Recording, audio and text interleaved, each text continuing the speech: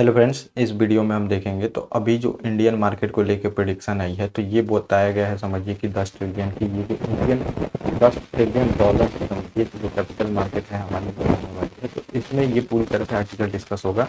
और इसमें आपको मैं ये भी बताऊंगा कि आखिर में कब कब मतलब और कारण क्या है कि जिसके वजह से 10 ट्रिलियन तक पहुंचने वाली है। तो अभी जो हमारा मार्केट है तो 3 ट्रिलियन के आसपास है। और ये आप समझिए जो जेफरिन कंपनी है अमेरिका की, इसने प्रेडिक्शन किया है और इसने बताया है 2027 तक तीसरी बड़ी अर्थव्यवस्था बन जाएगी। समझिए तीसरी बड़ी अर्थव्यवस्था बन जाएगी। और समझिए 2030 तक आपको इसमें होगा क्या, तो इंडियन मार्केट जो है ये 10 ट्रिलियन डॉलर की पहुंच जाएगी। यहाँ पे जो कैपिटल मार्केट होता है, कैपिटल मतलब इक्विटी मार्केट, आप समझिए वहाँ पे इक्विटी भी आते हैं, बॉन्ड भी आते हैं, तो ये सब चीज़ें आती हैं। तो ये 10 ट्रिलियन तक पहुँचने वाली है। तो बहुत बड़ा रिटर्न भी मिलने वाला है जो भी इन्वेस्ट करते हैं, चाहे जो इन्वेस्ट करना चाहते हैं।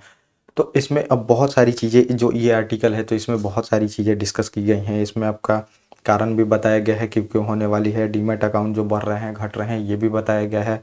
और यूएस मार्केट से भी कंपेयर किया गया है, चीन के मार्केट से भी कंपेयर किया गया है। तो आप पूरा तरह से अगर देख रहे हैं, अगर मतलब पूरी तरह से देख रहे हैं वीडियो को, तो आपको एक एक फैक्ट के साथ मैं एनालिसिस भी बताऊंगा।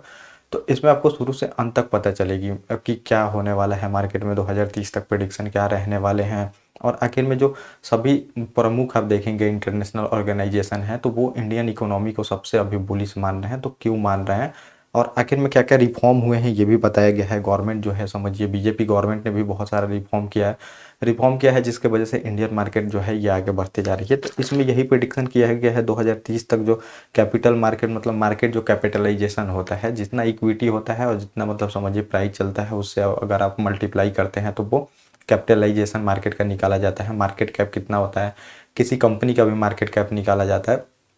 तो ये इसमें बताया गया है। तो मार्केट कैप जो है ये 10 ट्रिलियन तक हो जाएगी। तो समझिए मिलियन में 6 जीरो होते हैं और समझिए बिलियन में जो होता है 9 जीरो, और ट्रिलियन आप समझिए तो ट्रिलियन में 12 जीरो होते हैं। तो आप देख सकते हैं। और ये भी ये डॉलर में है, उसको निकालने के लिए आपको डॉलर जो प्राइस अभी चल रहा है उससे फिर मल्टीप्लाई करना पड़ेगा। और ये जेफरिन का मानना है, समझिए जेफरिन जो है ये मार्केट मतलब, और जेफरिन ने ये भी बताया है, तो ये प्रेडिक्शन किया है जो इंडियन मार्केट चल रही है तो ऑन एन एवरेज अभी मान के चलिए कि 10% से, अभी पिछले 10 सालों से, चाहे आप पिछले बहुत सालों से देखेंगे तो 10% के हिसाब से ग्रोथ कर रही है। और आने वाले भी देखेंगे कि 5 से 7 सालों में ये बोला है कि 10% से ही ग्रोथ करेगी। तो जो कंपनियां अभी रिटर्न दे रही हैं वो अभी आने वाले दिनों में भी बहुत ज़्यादा रिटर्न देने वाली हैं, ये इसमें बताया गया है।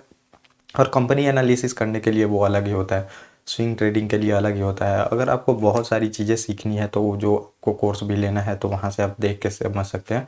और मैं जो बताता हूँ तो समझिए न्यूज़ आर्टिकल के तहत बताता हूँ। कोई भी मार्केट चलती है तो समझिए न्यूज़ के तहत ही चलती है।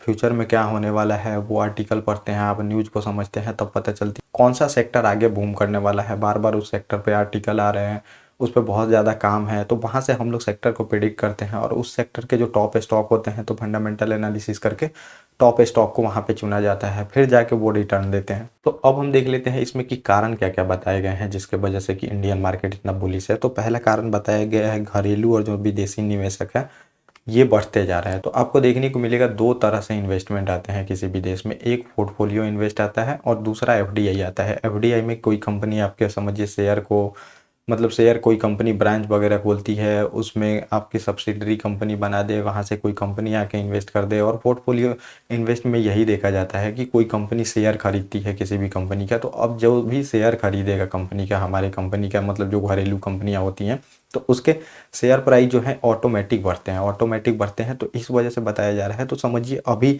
ये डेटा भी दिया गया है 2023-24 जो फाइनेंशियल ईयर फरवरी में समाप्त हुआ है, तो 33.3 अरब डॉलर का जो पोर्टफोलियो इन्वेस्ट है, समझिए विदेशियों ने हमारी कंपनी में इन्वेस्ट किया है। यानी कि उनकी समझिए कि जो फ्यूचर को लेके हैं तो वो बुलिश हैं। तो वो कंपनी जितना इन्वेस्ट करेगी यहाँ पे समझिए उतना जो मार्केट है ऊपर जाएगा और स्टॉक प्राइस भी ऊपर जाएगा।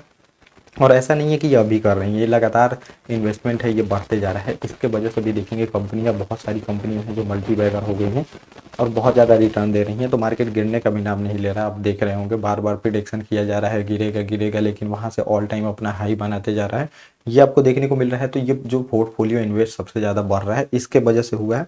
तो और घरेलू निवेशक को भी देखेंगे तो जो फिलहाल आप देखेंगे तो 13% लोग हमारे मतलब कि जो लोग हैं 13% लोग अभी डीमैट अकाउंट का यूज कर रहे हैं। यहाँ पे 13% लोग ही डीमैट अकाउंट का यूज कर रहे हैं, जो कि अगर आप यूएस और फिर देखेंगे जो चाइना है तो वहाँ पे काफ़ी लोग इन्वेस्ट करते हैं। तो यूएस का यहाँ पे बताया गया है जो एडल्ट पॉपुलेशन होती है 61% लोग यहाँ पे एडल्ट जो पॉपुलेशन होती है वो लोग इन्वेस्ट करते हैं, और साथ में 55% आप देखेंगे तो पूरे पॉपुलेशन का वहाँ पे कैपिटल मार्केट में इन्वेस्ट किया जाता है। तो अब यहाँ पे जो है समझिए हमारे यहाँ पे डीमैट अकाउंट खोलना शुरू हुआ है, और डीमैट अकाउंट का आंकड़ा जो है ये बढ़ते जा रहा है। और जितना डीमैट अकाउंट खोलेगा फिर वो लोग क्या करेंगे, इन्वेस्ट करेंगे, किसी न किसी कंपनी के शेयर को होल्ड करेंगे। कंपनी के शेयर को जैसे होल्ड करेंगे तो वहाँ पे क्या होगी, उसकी डिमांड बढ़ेगी क्योंकि सप्लाई कम है। सप्लाई जैसे कम होगी और डिमांड आएगी तो प्राइस वहाँ पे बढ़ने ही बढ़ने हैं। बहुत सारे लोग क्या कर रहे हैं कि शेयर खरीद के रख ले रहे हैं। इससे जो है कि समझिए जो आने वाले मतलब लोग हैं इन्वेस्ट करना चाहते हैं उनको शेयर नहीं मिल रहा है, डिमांड ज़्यादा बढ़ रहा है, सप्लाई है नहीं, तो प्राइस बढ़ेगा ही बढ़ेगा। तो जितने डीमैट अकाउंट खुलते हैं समझिए उतने प्रॉफिट होते हैं, और डीमैट अकाउंट का आंकड़ा दिन पे दिन आप देखेंगे तो बढ़ते जा रहा है और बहुत ज़्यादा आंकड़ा बढ़ने वाला है। और दूसरा इसमें कारण ये बताया गया है, विदेशी जो निवेशक हैं यहीं पे सब ग्रोथ देख रहे हैं, मतलब जितने भी ग्रोथ हैं तो विदेशी निवेशक यहीं पे देख रहे हैं जो भारत में है। क्योंकि देखेंगे जो हमारी जीडीपी है समझिए 6 से 7 से 8% मतलब समझिए इसके बीच में ग्रोथ कर रही है। लेकिन वर्ल्ड जीडीपी आप ग्रोथ देखेंगे मतलब तो वर्ल्ड में 1-2% का ही ग्रोथ है, सभी जगह पे आप देखेंगे 1-2% का ही ग्रोथ बताया गया है वर्ल्ड में। तो इससे भी है कि अब पूरी तरह से जो विदेशी निवेशक हैं तो वो इंडियन मार्केट को ही बुलिश मार रहे हैं और यहीं पे सबसे ज़्यादा इन्वेस्ट करके प्रॉफिट लेना चाहते हैं, इसलिए बताया गया है। और जो समझिए हमारा तीसरा कारण बताया गया है जो घरेलू बचत है, तो बचत का समझिए 5% ही अभी इक्विटी मार्केट में डाला जाता है, जिसमें कि समझिए म्यूचुअल फंड निवेश करते हैं लोग। तो जितना भी बचत होता है, जैसे आपने 100 रुपये कमाया, 100 रुपये कमाया तो आप बचत कर रहे हैं, मान लीजिए कि 30 रुपये का बचत कर रहे हैं, लेकिन 30 रुपये बचत कर रहे हैं तो आप किसी कोई गोल्ड खरीद रहा है, कोई ज़मीन में इन्वेस्ट कर रहा है, कोई कहीं कर रहा है। 5% ही है आप जो समझिए कि इक्विटी मतलब जाके स्टॉक खरीदते हैं, तो अभी 5% लोग ही इक्विटी में इन्वेस्ट करते हैं। लेकिन आप देखेंगे तो 22% बचत का यूएस में समझिए स्टॉक में इन्वेस्ट किया जाता है। तो इससे यूएस स्टॉक है जो उतना ऊपर गया है स्टॉक मार्केट। तो ये बताया गया है इन्वेस्टमेंट धीरे धीरे बढ़ने वाले हैं इसमें, क्योंकि पहले लोग बहुत ज़्यादा गोल्ड खरीदते थे और फिजिकल प्रॉपर्टी मतलब ज़्यादा बनाते थे, गोल्ड समझिए, बाकी जो बैंक में अपना एफडी बना देंगे, बॉन्ड बना के रख देते थे, तो ये सब करते थे। लेकिन अब इक्विटी मार्केट में समझिए 5% लोग डाल रहे हैं, और ये धीरे धीरे बताया गया है ये भी आंकड़ा बढ़ेगा। तो इससे भी जो है आने वाले दिनों में बढ़ेगा। और समझिए जैसे निवेश होता है, किसी भी देश में निवेश बढ़ता है, तो निवेश बढ़ता है तो एसेट क्रिएट होता है, चाहे कैपिटल बनता है समझिए। और कैपिटल मतलब कि कैपिटल कंपनियों को मिलती है, कंपनियां मिलेंगी तो कंपनियां अलग अलग ब्रांच खोलेंगी, अलग अलग प्रोडक्ट लॉन्च करेंगी, बहुत सारी चीज़ें करेंगी। तो वहाँ पे कंपनियों का मतलब कि तरह तरह के डाइवर्सिफिकेशन होता है, मतलब समझिए तरह तरह की कंपनियाँ खुलेंगी, फिर उसमें क्या होता है रोजगार मिलेगा लोगों को, मतलब एम्प्लॉयमेंट जनरेट होगा, फिर लोग वहाँ पे कमाएंगे, फिर लोग वहाँ पे बचत करेंगे तो आप क्या होगा समझिए, सेविंग जो होती है आप इन्वेस्ट ही करते हैं, तो इन्वेस्ट करके फिर से आप वहाँ पे क्या होता है निवेश करते हैं, इन्वेस्ट करेंगे तो फिर वहाँ से होती है, मतलब ये एक साइकिल बन जाता है। पहले समझिए कैपिटल बनता है, कैपिटल से कंपनियां खुलेंगी, एम्प्लॉयमेंट जनरेट होगा, फिर आप कुछ कमाइएगा, फिर बचत करिएगा, फिर निवेश करिएगा उसको, तो ये पूरी तरह से साइकिल बन जाता है, जो कि इंडियन मार्केट में अभी जो कैपिटल मार्केट है इसमें देखने को मिल रही है। और पिछले देखेंगे 10 सालों में अब जो सुधार हुए हैं उस पर बात की गई है। सुधार के वजह से समझिए जो पीएसयू थी, तो जो पीएसयू नहीं चल रही थी, पब्लिक सेक्टर जो कंपनियां होती हैं आप देखेंगे गवर्नमेंट कंपनियां जितनी भी थी उसको बेच दी गई हैं।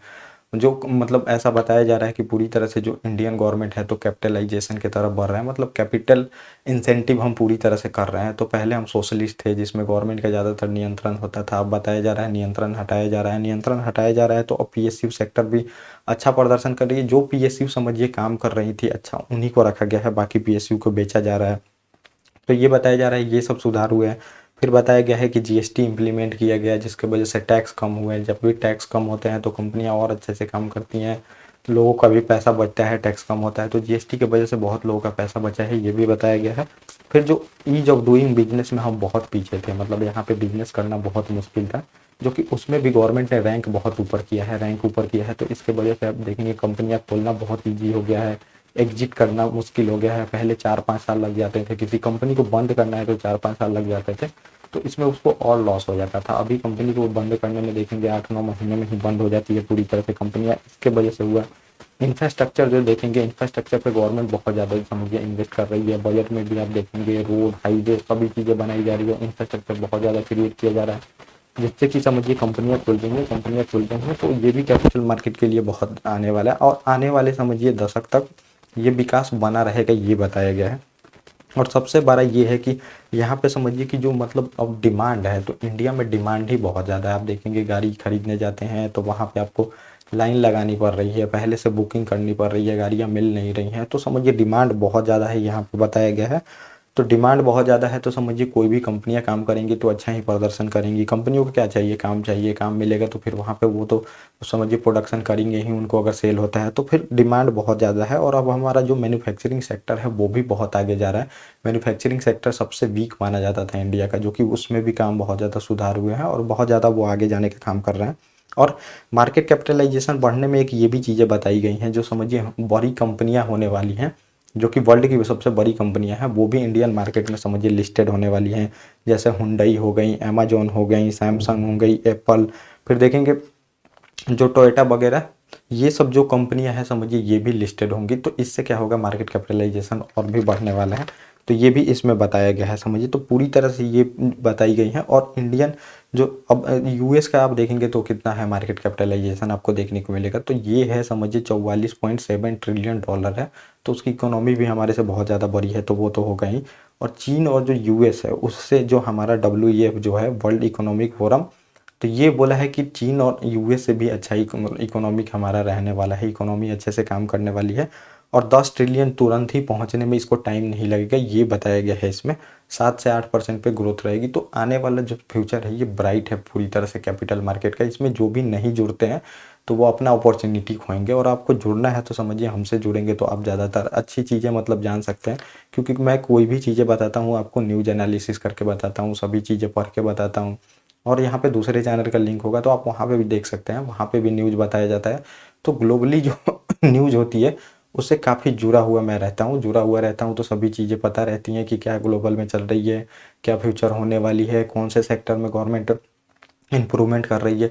अब सेक्टर वाइज लोग चूज करते हैं समझिए, गवर्नमेंट जिस सेक्टर में इम्प्रूवमेंट करने जाती है, जो सेक्टर समझिए कि कुछ दिन पहले आप देखेंगे जितने भी PSU बैंक थे पूरे तरह से समझिए बर्बाद थे, लेकिन गवर्नमेंट PSU में सुधार लाती है। सुधार ला के आप देखेंगे गवर्नमेंट के लिए मतलब जो बैंक सेक्टर है उसमें सुधार किया जाता है, बहुत सारी योजनाएं चलाई जाती हैं। और आज देखेंगे बैंकिंग सेक्टर कितना आगे जा रहा है, उसका स्टॉक कितना आगे जा रहा है। उस टाइम जो भी प्रेडिक्ट किया होता, वहाँ पे इन्वेस्ट किया होता, तो आज कितने उसके पैसे मल्टीप्लाई हुए होते, ये आप देख सकते हैं। तो अगर आप मतलब समझिए न्यूज़ से जुड़े रहते हैं, और माइक्रो न्यूज़ एनालिसिस आपको जानना पड़ेगा, माइक्रो इकोनॉमिक्स एनालिसिस भी होता है। इन्फ्लेशन कब बढ़ रहा है, इन्फ्लेशन जब भी बढ़ता है तो कंपनियां माना जाता है अच्छा ग्रोथ है तो वहाँ पे दिखाती हैं, मार्केट भी ऊपर जाता है तो वहाँ से आप स्विंग ट्रेडिंग कर सकते हैं। स्विंग मतलब महीने, हफ्ते के लिए, 15 दिन के लिए पोजीशन बना सकते हैं, 20% का रिटर्न निकाल सकते हैं, ये बताया जाता है।